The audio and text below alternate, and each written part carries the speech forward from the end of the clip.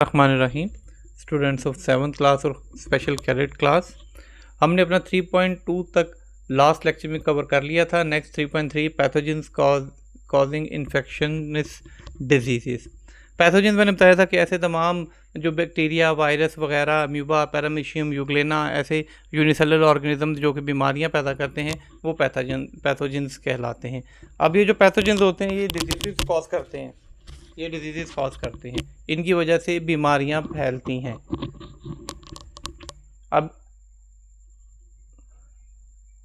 अब यहाँ से हम पढ़ते हैं, कहते हैं infectious disease are those which are cause by the entry and growth of the pathogens in the body of an individual.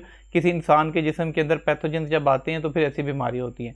Virus, bacteria, fungi and other parasites are pathogens causing infectious disease, जिसमें से virus, bacteria, fungi और दूसरे जो parasites होते हैं वो pathogens कहलाते हैं जो कि इन्फेक्शनस डिजीज़ कॉज करते हैं। फर्स्ट वन देखें, वायरस। वायरस जो है ये बहुत ही छोटे होते हैं जो कि डिजीज़ कॉज करते हैं। अगर कंप्लीट वायरस हम देखें तो इसके अंदर एक जेनेटिक मटेरियल, ये जेनोम होगा, उसके अंदर डीएनए, ये देखें ये अंदर सारा जेनोम है यानी कि डीएनए है इसका, ठीक है। और इसके बाद जो है वो एक कोट से सारे का सारा कवर्ड होता है। इसके दो बेसिक हिस्से होते हैं, एक हेड और एक टेल वाला, और बाहर सारा ये एनवेलप्ड होता है, ये वाला हिस्सा जिसका कैप्सिड कहलाता है। In some cases, additional coat called envelope is also present around the capsid। बाद औक़ात इसके बाहर कैप्सिड भी जो है ना वो के बाहर भी एक हॉल होता है। Capsid is a protective coat made of protein. ये जो कैप्सिड है ये प्रोटीन का बना हुआ होता है। अब वायरस जो है इससे फैलने वाली जितनी भी बीमारियां होती हैं वो ला इलाज होती हैं, उनका कोई इलाज नहीं होता। किसी किस्म की भी बीमारी आ जाए वायरस से फैलने वाली, वो अपना जो है ना उसका हमारे पास ट्रीटमेंट कोई नहीं होगा।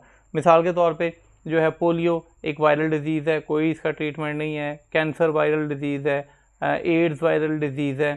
ऐसे ही जो है वो कॉमन कोल्ड, इन्फ्लुएंजा, नज़ला, ज़ुकाम वगैरह पीछे रेस्पिरेटरी में पड़ा था, इसकी कोई ट्रीटमेंट नहीं होती, बस टेक प्लेंटी ऑफ वाटर और इस किस्म के जो है ना वो इसकी होती हैं। Next one is bacteria.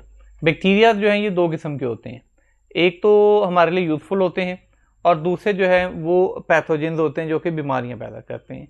असल में जो बैक्टीरिया है इसमें देखें कि the bacteria the single cell micro organism found in every type of environment. इसकी ये प्रॉपर्टी है कि ये बर्फ़ के जो इलाके, ग्लेशियर, जहाँ भी कोई जानदार जिंदा नहीं रहता ये वहाँ पे भी जिंदा रह सकता है और हाई टेम्परेचर में भी जिंदा रह सकता है।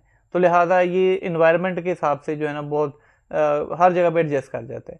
Bacteria cell is simply nucleotide और DNA without any nuclear membrane. Simple DNA होता है, कोई बाहर न्यूक्लियर मेम्ब्रेन नहीं होती, ठीक है। Cytoplasm surrounded by the plasma membrane, outer protective cell wall. Some bacteria है protective capsule over the cell wall. Cell wall के बाहर जो है वो कैप्सूल होती है जो इसकी हिफाजत के लिए होती है। बैक्टीरिया से फैलने वाली जो बीमारियां होती हैं उनमें जो है वो डायरिया, कॉलरा, टाइफाइड, ट्यूबरकुलोसिस यानी टीबी, टेटनस वगैरह, ये टीबी से बैक्टीरिया से फैलने वाली बीमारियां। इसकी डिफरेंट टाइप्स होती हैं। यहाँ से आप देख सकते हैं टाइफाइड कॉजिंग बैक्टीरिया ये है, cholera causing, tetanus causing, diarrhoea causing, tuberculosis causing. ये सारे जो है ना वो बैक्टीरिया अलग अलग टाइप के होते हैं जो अलग बीमारियां पैदा करते हैं। Next one is fungi. Fungi अक्सर आपने देखा होगा कि अगर जो है वो हम कोई खाने की चीज़ जैसे कोई भी फल हो या कोई ऐसी चीज़ वो रख देते हैं तो उसके ऊपर ग्रीन ग्रीन सी कलर की जो आ जाती है वो फंजाई होती है। ये बेसिकली यील्ड ये उसको जानदारों को जो है वो खाने पीने की चीज़ों को ख़राब कर देती होती है, ठीक है। ये भी सिंगल और सिंपल से ऑर्गेनिज्म होते हैं, सिंगल सेलर होते हैं, बाद औक़ात मल्टी सेलर भी होते हैं। ये अपनी खुराक खुद नहीं तैयार कर सकते, ये जो है वो टोटली पैरासाइटिक होते हैं क्योंकि इनके अंदर क्लोरोफिल नहीं होता। ये अक्सर जो है ना वो डेड बॉडीज पैरासाइट्स होते हैं, पैरासाइट जो दूसरों पे निसार करते हैं, तो मुर्दा जानदार जो है मर जाते हैं, ठीक है, वहाँ पे ये बाज़-औक़ात जाते हैं और वहाँ से अपनी खुराक जो है वो हासिल करते हैं। मिसाल के तौर पर the organism body consist of the filament called hyphae, ठीक है। Reproductive mean the spores. इस हाइफे के अंदर छोटे छोटे से स्पोर्स होते हैं, वो बिखर जाते हैं, ये हर वक्त हवा में रहते हैं, जहाँ पे गिरते हैं इनको एक स्पेसिफिक जैसे ही अच्छा इन्वायरमेंट मिलता है ये फ़ौरन वहाँ से ग्रो करना शुरू कर देते हैं।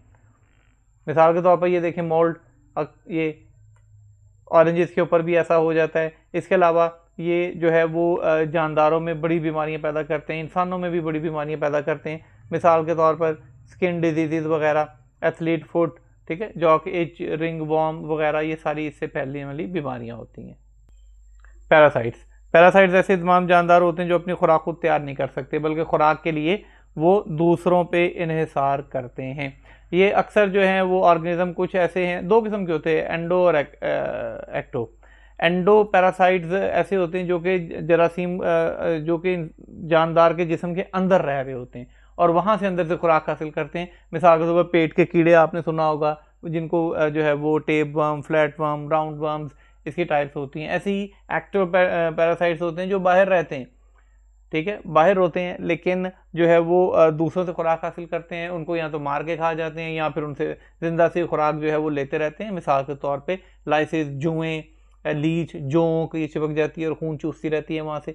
तो ये सारे एक्टो पैरासाइट्स होते हैं और जिंदा जानदारों के जिस्म के बाहर होते हैं और वहीं से अपनी खुराक हासिल करते रहते हैं। प्लांट्स में भी कुछ टाइप्स होती हैं, ठीक है, कैक्टस वगैरह और इस तरह की कुछ बेलें होती हैं जो कि पौधों के ऊपर खुद ही आ जाती हैं और उसके बाद अपनी जड़ें जो हैं वो तने के अंदर घुसा देती हैं और वहाँ से खुराक हासिल करती रहती हैं।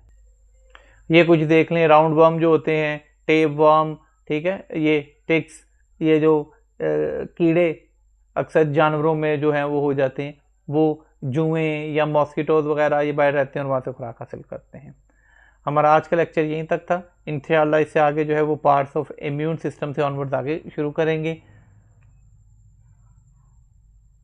इसके बाद जो है वो इंशाअल्लाह ताला नेक्स्ट लेक्चर में आपका ये सिलेबस चैप्टर ख़त्म इंशाअल्लाह ताला कर देंगे। Thank you very much.